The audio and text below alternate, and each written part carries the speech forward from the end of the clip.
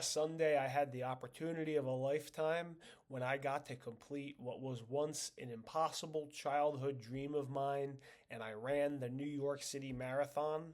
And this is what it was like for me to run in the largest marathon in history. My day started bright and early on Sunday, November 3rd. I was staying in Midtown Manhattan on 54th and Broadway. Got up at 4:30, got a little bit of food in me, got a little bit of caffeine in me. Now the logistics of the New York City Marathon are unique and they present challenges to be sure.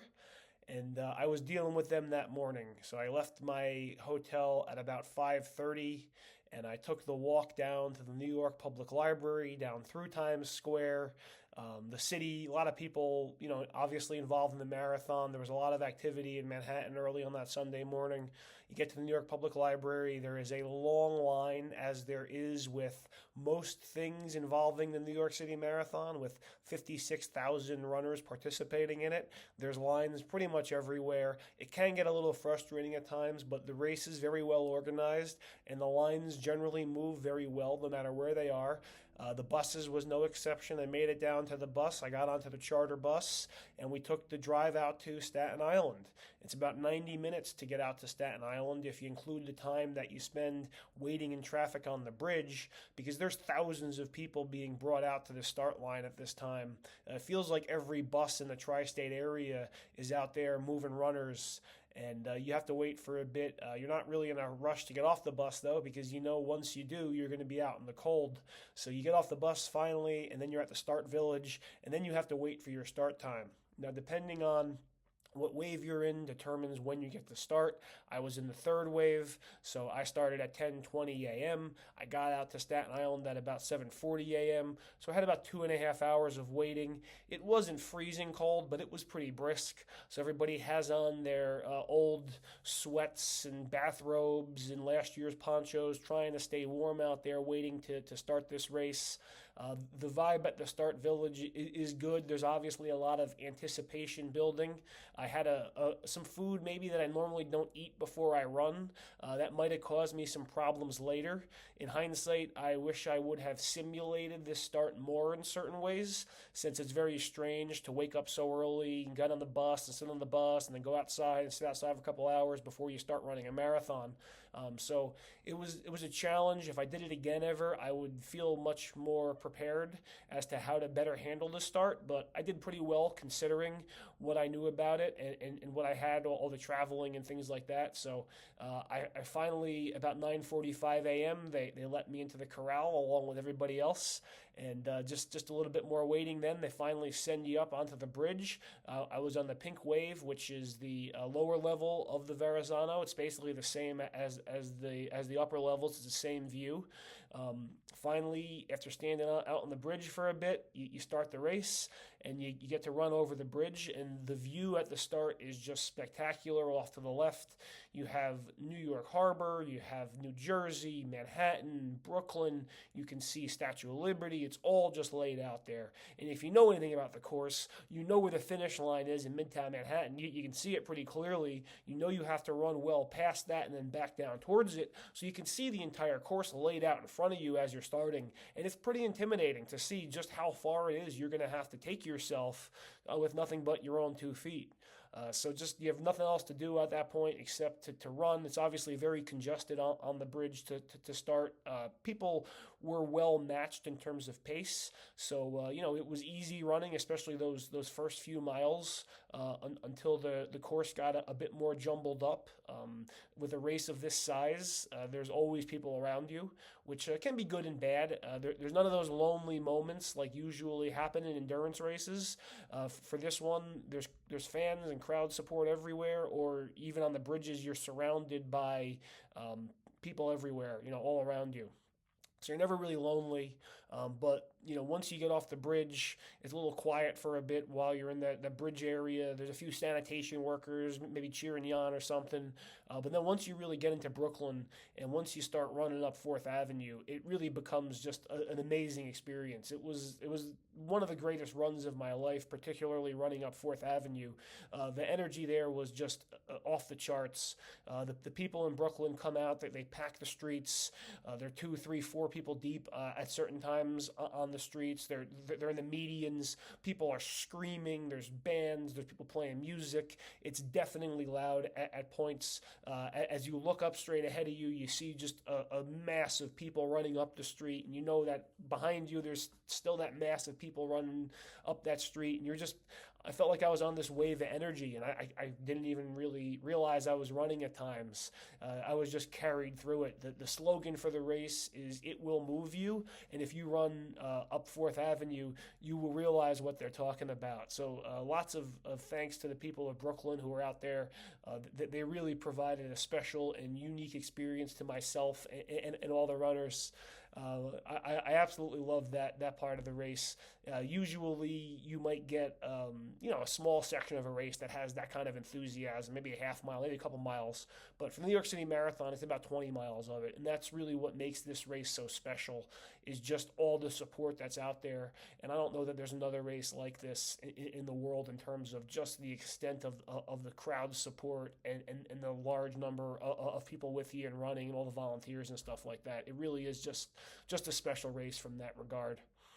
So you get out of Brooklyn, you take a small bridge into Queens, and you run a couple miles in Queens. But when you first get into Queens, I could see that there was another bridge in the distance, and I knew we'd be taking a bridge into Manhattan. I was, that actually was the 59th Street Bridge, and it looks like it's a 15 or 20 stories above the ground level, and I was actually wondering, like, that can't be the bridge we're going to run across to Manhattan, because that's pretty high up there. It's going to be tough to get all that elevation. Well, it was, and this is the hardest part of the race course, would probably be mile 15. When you run on that bridge towards Manhattan, it's a long run on the bridge.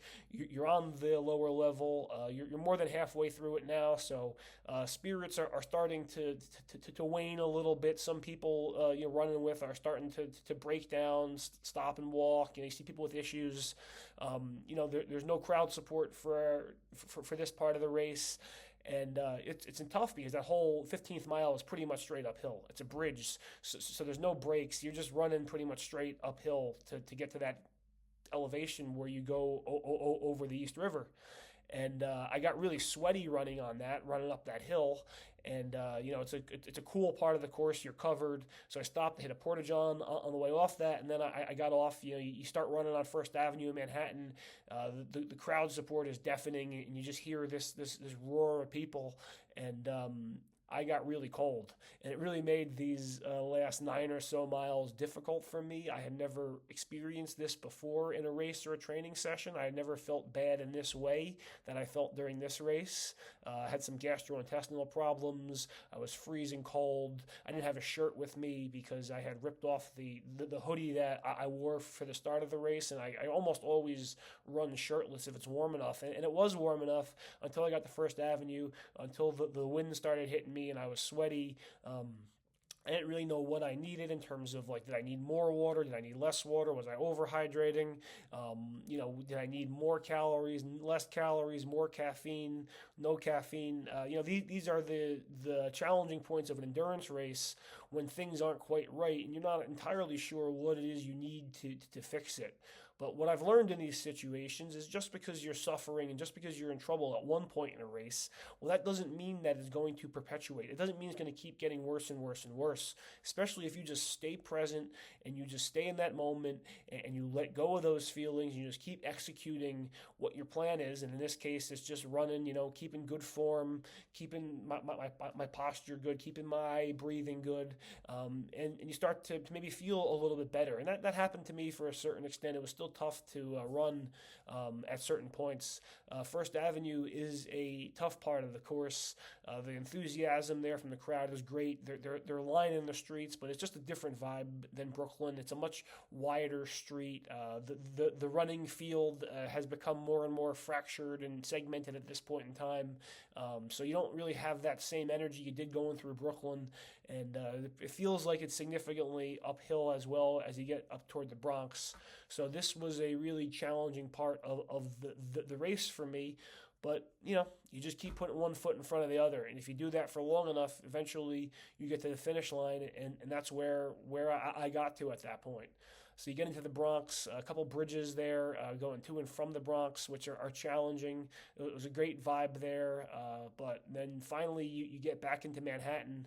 You're at about 139th Street, I think. And you got to go down to about 60th. And if you know how long the blocks are in Manhattan, you know that's a bit of a ways to run. But at that point, it feels like you're almost kind of running downhill back down toward the start line. But it's still a really challenging thing. You're past 20 miles in the marathon. The sun's getting lower, so I'm just getting colder and colder at this point, and I'm dreaming of getting across the finish line and getting that poncho to hopefully bring some warmth back to me.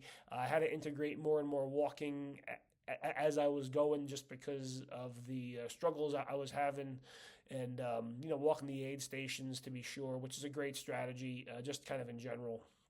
And I knew I was going to finish, so I just really tried to enjoy those final few miles, making the most of this experience, realizing how far I've come just to be here, and enjoying, in spite of the suffering that I was feeling, just what a great event this was to be a part of.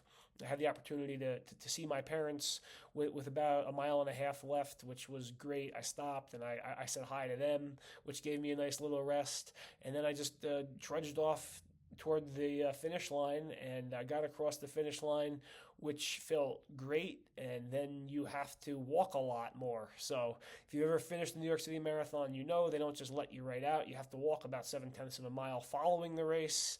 You get your medal, you get some food, you get a poncho. I actually stopped at the medical tent because I was really cold. So they gave me a blanket and some vegetable broth, which really helped me a lot. And you're just walking along with all these other people, everybody wrapped up in their orange ponchos, everybody exhausted from having just run a marathon. So you have to walk up and down back out of the park again, which is a unique experience. But that's pretty much true of everything involving the New York City Marathon. I've participated in a lot of events in my life at this point, a lot of endurance races. And this was certainly the most unique in many ways. The way the city comes out to support everybody in this race, it really is something special. And so if you ever get the opportunity to participate in the New York City Marathon, I highly recommend that you take it up, because the slogan of the race is "It will move you." And once you actually get out there on the course and you experience that, you will see what it means, because you're going to start out in Staten Island, and you and 56,000 other people are going to move through the 5 boroughs on nothing but your own 2 feet and the will of the crowd pushing you forward. And then, eventually you'll get to the finish line in Central Park, and they'll give you this medal, and it'll feel really good. It'll feel really hard-earned, because it was. And there's no other feeling like it. There's no other feeling like running a marathon through New York City on a beautiful morning in November. One of the most special experiences in my life, and I'm so filled with gratitude that I got the opportunity to experience this. As a kid growing up in northern New Jersey, I would see the marathon on TV every year, but I was fat, I had asthma, I couldn't run. I never thought I could run a mile, let alone 26.2. And have the opportunity to not only run marathons now, but to run the New York City Marathon, it really was the culmination of what was once an impossible childhood dream for me. And I just feel grateful that I had the opportunity to do it. And my thanks goes to everybody who was out there running with me, supporting me, all the volunteers, all the police, all the city workers. The logistics of this race are absolutely crazy. And to see it all come together the way it did in such a wonderful event, it is a great experience to be a part of. And I would certainly run it again at some point. Maybe not next year, but I would love to participate in it again, or even spectate in it again, because it really is a great race, one of the best I ever had the opportunity to participate in.